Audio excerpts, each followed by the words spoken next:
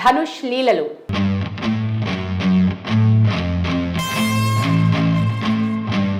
కోలీవుడ్లో ప్రస్తుతం ధనుష్ నయనతార వివాదం రచ్చలేపుతోంది.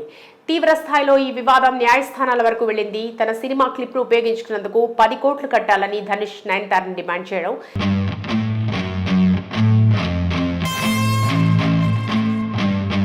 దీనికి నయనతార ధనుష్ నీచుడు, బుద్ధి లేనివాడు అంటూ తీవ్ర స్థాయిలో అతని వైఖరిని విమర్శిస్తూ ఒక పెద్ద లేఖ రాసి అందులో వివరించడం జరిగాయి. మరి ఈ వివాదం ఎంతవరకు వెళ్తుందో తెలియదు, కానీ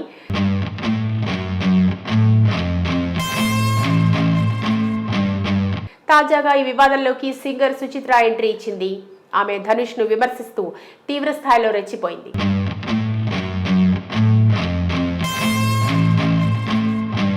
గతంలో కూడా సుచి లీక్స్ అంటూ హీరో ధనుష్, అనిరుద్, మరికొంతమంది సినీ నటుల ఫోటోలను, విషయాలను బయటపెట్టింది. అప్పట్లో ఈ వార్త పెద్ద దుమారం రేపింది.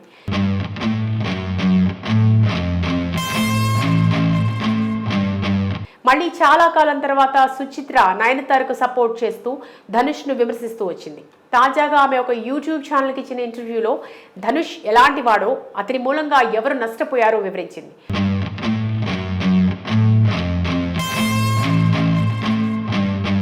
ఈ ఇంటర్వ్యూలో సుచిత్ర మాట్లాడుతూ ధనుష్ వల్ల కష్టాలు ఎదుర్కొన్నది నయనతార మాత్రమే కాదు, ఇప్పుడు నయనతారకు సపోర్ట్ ఉన్న చాలా మంది నటీమణులు ఇలాంటి ఇబ్బందులు ఎదుర్కొంటున్నారు.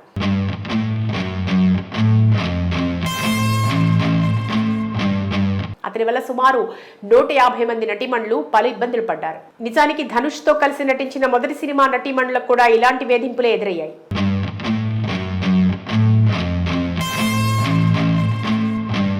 చివరకు తన తల్లి పాత్రలో నటించిన నటీమణులను కూడా ధనుష్ వేధించాడు. ధనుష్ ఇప్పటి వరకు సుమారు 50 సినిమాల్లో నటించాడు.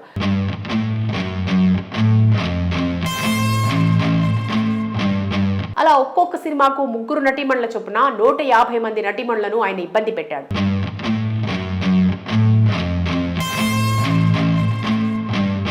ధనుష్ వల్ల ఇందులో కొందరు లైంగిక వేధింపులు ఎదుర్కొంటే మరికొందరికి వృత్తిపరమైన వేధింపులు గురి కావడం జరిగింది. అయితే కొంతమంది నటీమణులకు తమ ఇమేజ్ డ్యామేజ్ అయ్యేలా కూడా ధనుష్ ప్రవర్తించాడు.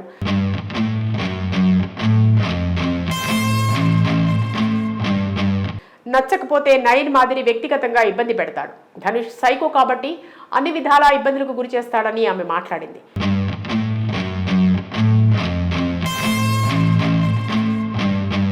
ఇక సుచిత్ర వ్యాఖ్యలపై ధనుష్ ఫ్యాన్స్ మండిపడుతున్నారు. ధనుష్ పై ఉన్న ద్వేషం కారణంగానే ఆమె ఇలా మాట్లాడుతుందని వారు పేర్కొంటున్నారు.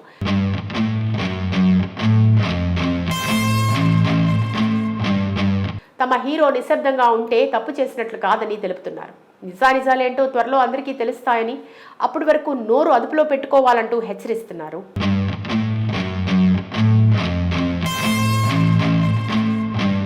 మరి ఈ వివాదం ఏ స్థాయికి చేరుకుంటుందో, ధనుష్ ఈ విషయంపై మాట్లాడతాడా, నయన్ 10 కోట్ల రూపాయలు ధనుష్కు కడుతుందా లేదా చూడాలి.